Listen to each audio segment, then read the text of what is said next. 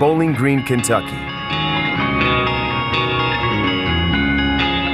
This massive, highly mechanized factory spreads over 1 million square feet, all under one roof, the equivalent of 22 football fields.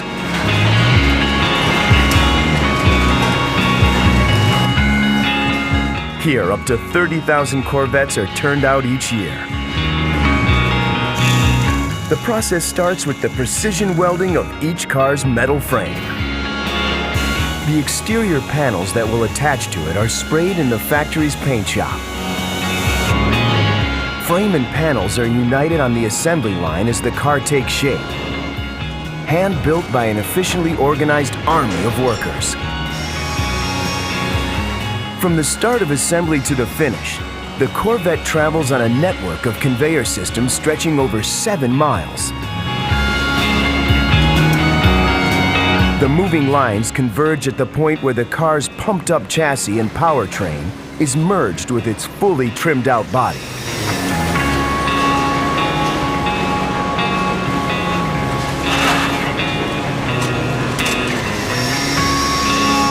With 7 different models and a choice of 10 colors, there are 70 basic options.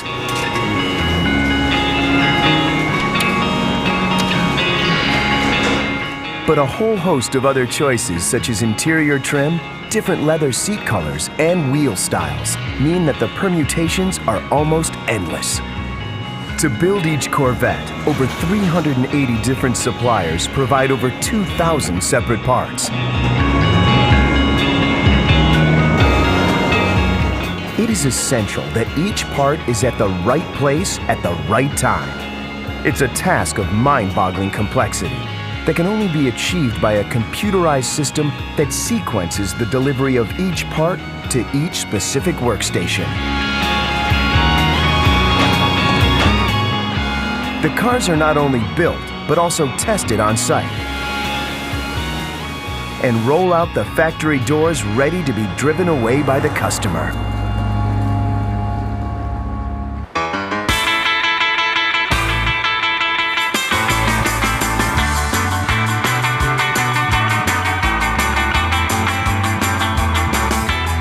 America's love affair with the Corvette began in 1953.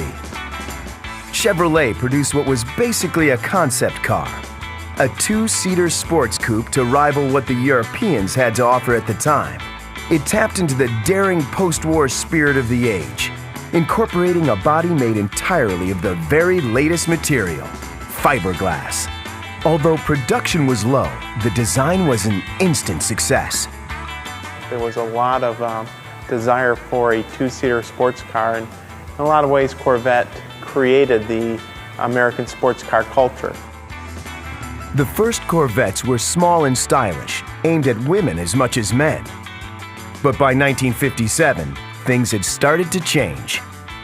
A fuel-injected V8 engine was introduced, with 4-speed manual gearbox, and the body shape started to look more like a race car.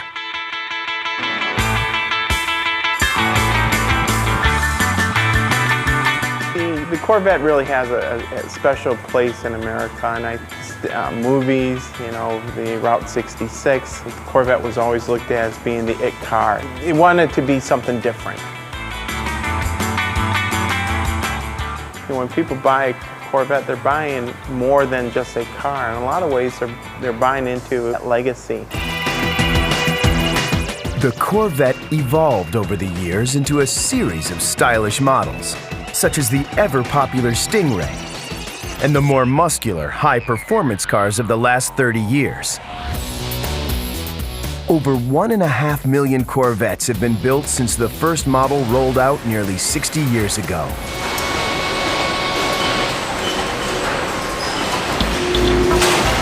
The first stage of a Corvette's life takes shape in the body shop, where the critical parts of the metal frame are welded together.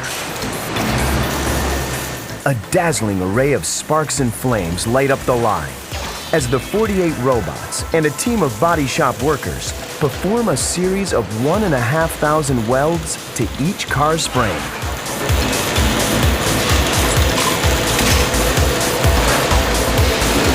got about 53 robots of the combined mixture. There's 842 spot welds